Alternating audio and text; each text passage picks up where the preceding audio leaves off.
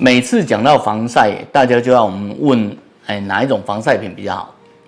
我跟各位讲一下，我们先谈晒好了哈。你去看公园的长椅子有没有晒久了，它会那个脆化掉哈，那就告诉你说，其实紫外线对细胞的伤害是干燥、长斑，而且 DNA 的破坏，所以它确实会导致皮肤癌。因此，是的，你一定要防晒。可是呢，因为商业的影响，使得大家觉得防晒就是防晒品，不是，防晒的中文叫做防止曝晒。那因为防晒已经被物化了，所以我们现在喜欢讲避晒哈。真正的防晒应该是避晒才对。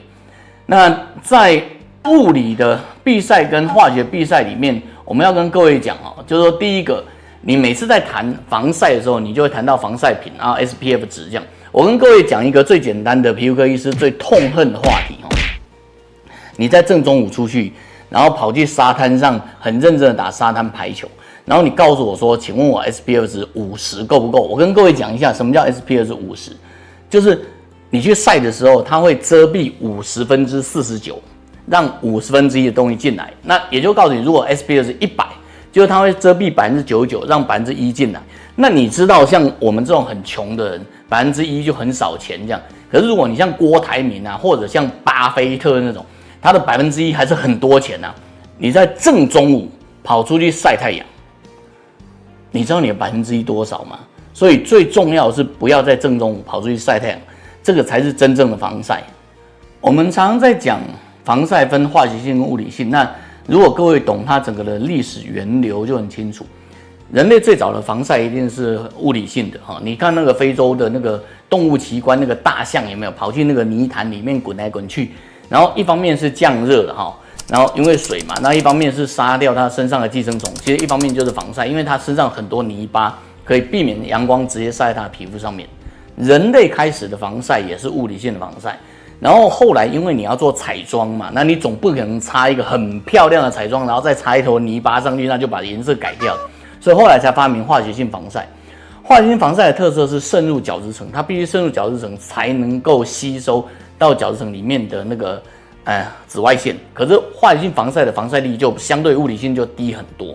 那但是化学性防晒就有渗入问题，因此对于皮肤科医师来说，化学性防晒会引起皮肤的刺激发炎，几乎是常识，这不用讨论。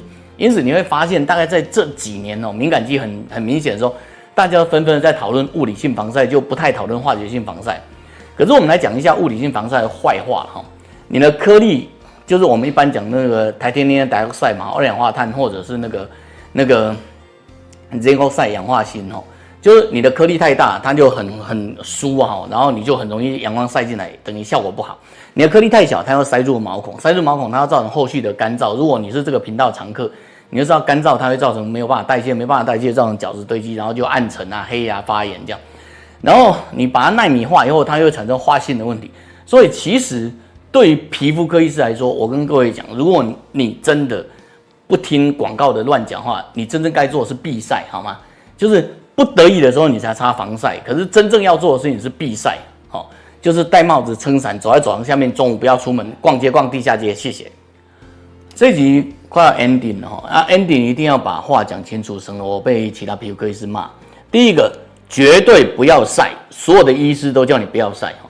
可是不要晒不表示要擦防晒哈，你要戴帽子、撑伞，不要在正午出门，然后你要穿长袖，你要做各种的避晒动作，不得已才擦防晒。所以我要把话讲很清楚。第一个，不要晒，能不晒就不晒。